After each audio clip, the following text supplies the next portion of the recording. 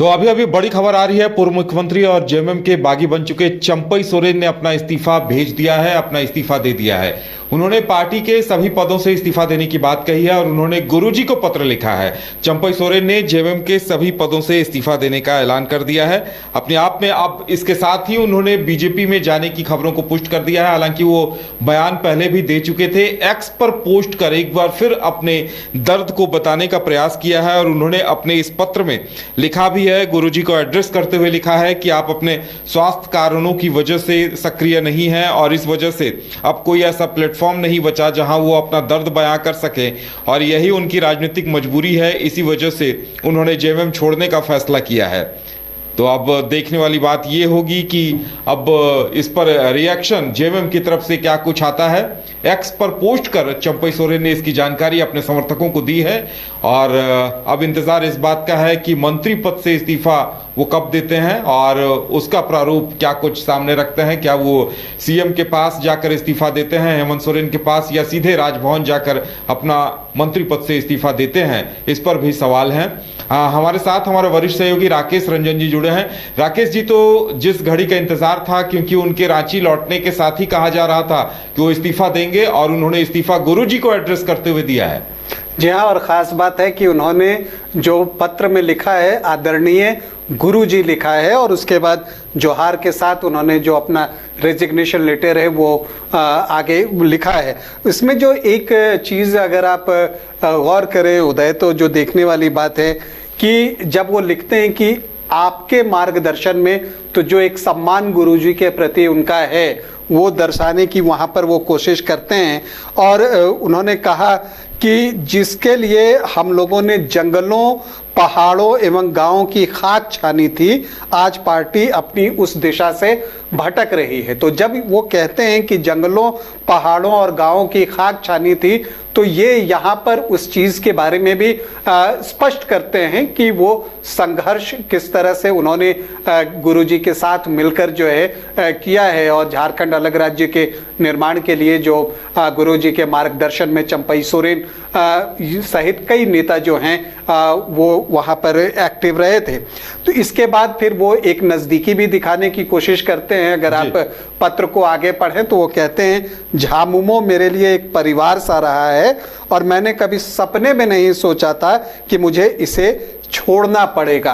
तो इसका मतलब वो ये बताने की कोशिश कर रहे हैं कि इस परिवार को छोड़ते हुए उन्हें कितना दुख हो रहा है और उनकी विवशता कैसी होगी वो लोग महसूस करें, ये इस पत्र के जरिए वो बताने की कोशिश कर रहे हैं। और उन्होंने आगे जो लिखा है कि पिछले कुछ दिनों के घटनाक्रम की वजह से मुझे बहुत ही पीड़ा के साथ यह कठिन निर्णय लेना पड़ रहा है। तो जब वो पिछले दिनों के घटनाक्रम की चर्चा करते हैं तो इसकी चर्चा इससे पहले जो उन्होंने एक पोस्ट की थी जब वो दिल्ली गए थे पहली बार, तो उसमें उन्होंने उन चीज़ों को विस्तार से बताया था कि क्या क्या उनके साथ हुआ, कैसे उन्हें मुख्यमंत्री का पद छोड़ना पड़ा और जो बाकी सारी चीज़ें थी उन्होंने उसमें बहुत क्लियर किया था।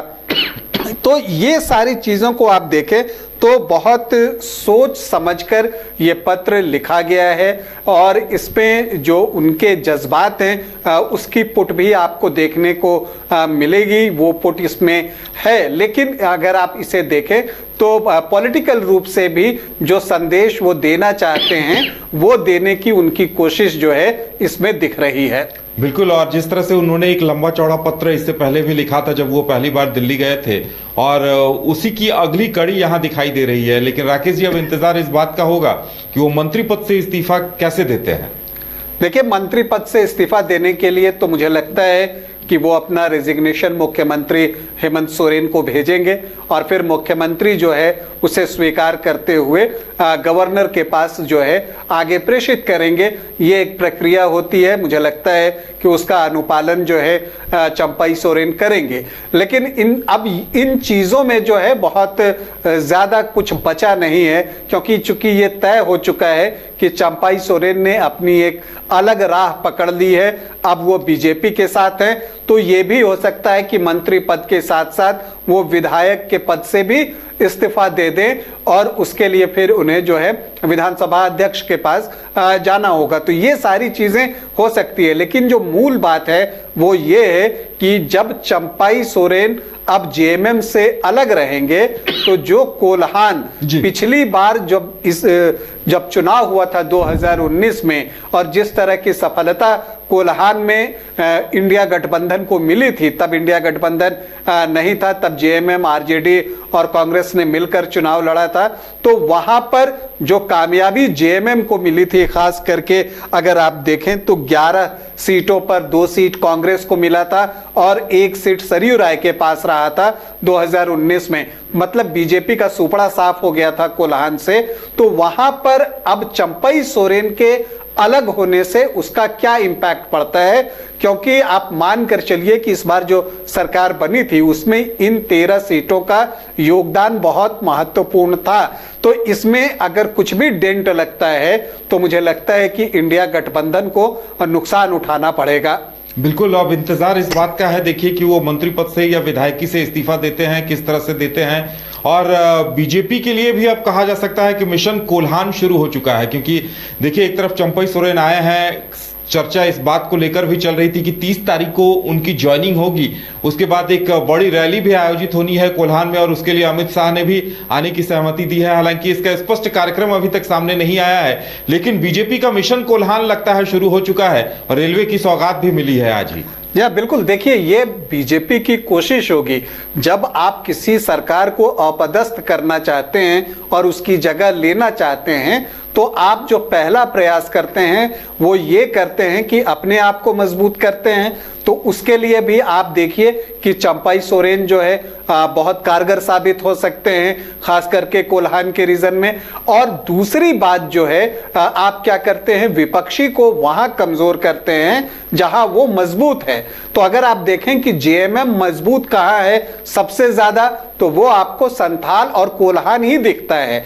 तो इन दोनों जगहों पर बीजेपी की नजर है और इसीलिए आपने देखा होगा कि अब कोल्हान में चंपई सोरेन को लाकर वहां पर जो है आप कहते हैं कि एक इमोशनल कार्ड भी खेला जाएगा, एक सिंपैथी कार्ड भी वहां पर प्ले होता हुआ दिखेगा कि कोल्हान के बेटे को मुख्यमंत्री के पद से उतारा गया। इस तरह की बातें भी सामने आ जाएं तो बहुत चौंकने वाली बात नहीं होगी। तो इस तरह से एक कोल्हान के क्षेत्र के इमोशन को निकालने की कोशिश होगी। दूसरी तरफ आप संथाल में ये देख ही रहे हैं कि ये घुसपैठ वाले मामले पर बीजेपी बहुत सक्रिय है और बार बार इन मुद्दों को उठा रही है। तो जो रणनीति दिख रही है बीजेपी की वो बहुत साफ है कि अपने आप को तो मजबूत करना ही है, साथ ही साथ जो जेएमएम, आरजेडी और कांग्रेस का गठबंधन है, इंडिया गठबंधन, उसको उन क्षेत्रों में कमजोर किया जाए जहां पिछली बार वो मजबूत थे। और उस लिहाज से आप देखें तो चंपई सोरेन का जेएमएम छोड़ना इंडिया गठबंधन के लिए किसी बड़े झटके से कम नहीं है। अब इससे वो कितना उबर पाते हैं, क्योंकि समय भी बहुत नहीं है, 1-2 महीने 3 महीने के अंदर आपको वहां पर चुनाव हो जाना है, नवंबर लास्ट तक आप मानकर चलिए, ऐसा दिख रहा है। तो ऐसी परिस्थिति में जेएमएम किस तरह की अपनी रणनीति को बदलती है, किस तरह से मोल्ड करती है और किस तरह से चंपई सोरेन फैक्टर को काउंटर करती है, ये देखना दिलचस्प होगा। बिल्कुल, और एक तरफ देखिए चंपई सोरेन इस्तीफा दे रहे हैं और आज ही वो रांची लौटे, दूसरी तरफ हेमंत सोरेन को आज जैसे कि जानकारी सामने आई है कि पूरा संगठनिक अमला वहां लगा हुआ था कि कैसे ज्यादा से ज्यादा भीड़ जुटाई जाए ताकि ये मैसेज जा सके लोगों के बीच कि चंपई सोरेन के जाने का असर नहीं दिखा है। देखिए एक बात तो है कि ये कोशिश तो दोनों तरफ से होगी और होता क्या है कि परसेप्शन बनाया जाता है। अगर आप दिखा दें कि आप कमजोर हैं तो जनता भी आपको कमजोर मान लेती है। इसीलिए जब चुनाव आता है तो आपने सुना होगा कि हर दल सारी सीटें जीत रहा होता है, भले ही परिणाम में वैसा कुछ नहीं दिखता। तो ये बात है, कोशिश जो है अगर आप कहें कि आज हेमंत सोरेन की जो वहां सभा थी मुख्यमंत्री की मैया योजना को लेकर, तो उसमें अगर भारी भीड़ जुटी है और या जुटाई गई, जो भी बात हो, तो उसी तरह से जब चंपई सोरेन वहां सभा करेंगे तो उनकी भी यही कोशिश होगी कि भीड़ किसी तरह से जुटाई जाए, चाहे वो जैसे भी हो, क्योंकि दोनों में से कोई अपने आप को कमजोर दिखाने के लिए जो है वो तैयार नहीं होगा। और इसके बाद एक जो महत्वपूर्ण बात होती है, वो महत्वपूर्ण बात यह होती है कि जो बहुत सारे वोटर्स होते हैं वो पार्टी से बंधे होते हैं। तो जो जेएमएम के कार्यकर्ता हैं, क्या वो जेएमएम को छोड़कर चंपाई सोरेन के साथ जाने को तैयार हैं? ये एक बड़ा सवाल है, क्योंकि कई बार हमने देखा है कि पार्टी छोड़ने पर जो है कई बार कार्यकर्ता अपनी पार्टी के साथ ही जुड़े रह जाते हैं, क्योंकि उनका एक वहां पर भी सेंटिमेंटल अटैचमेंट होता है। दूसरी तरफ चंपाई सोरेन की कोशिश होगी कि जो उन्होंने अपने क्षेत्र में काम किया है और पूर्व में भी जो काम किया है और कई लोगों के लिए जो है उन्होंने काफी कुछ किया है, तो उसका वो रिजल्ट एक चाहेंगे, प्रतिफल चाहेंगे। लेकिन दूसरी तरफ जेएमएम की कोशिश होगी कि ये जो एक आपको उनके कार्यकर्ता हैं वो उनके साथ जुटे रहे, क्योंकि देखिए जो सिंहभूम का क्षेत्र है, खास करके सिंहभूम लोकसभा की जो 6 सीटें आप देखते हैं, इसके अलावा आप खरसावा देख लीजिए, ईचागढ़ देख लीजिए, तो इस तरह की जो सीटें हैं वहां पर जेएमएम जो है नहीं चाहेगा कि वो कुछ लूज करे, क्योंकि उनकी वहां पर एक पकड़ जो है वो बन चुकी है। आप बहरागोरा की बात कर लीजिए, घाटशिला की बात कर लीजिए, पोटका की बात कर लीजिए, तो ये वैसे क्षेत्र हैं जहां जेएमएम के कार्यकर्ता हैं। तो क्या वो जो कार्यकर्ता हैं और वोटर हैं जो लंबे समय से जेएमएम को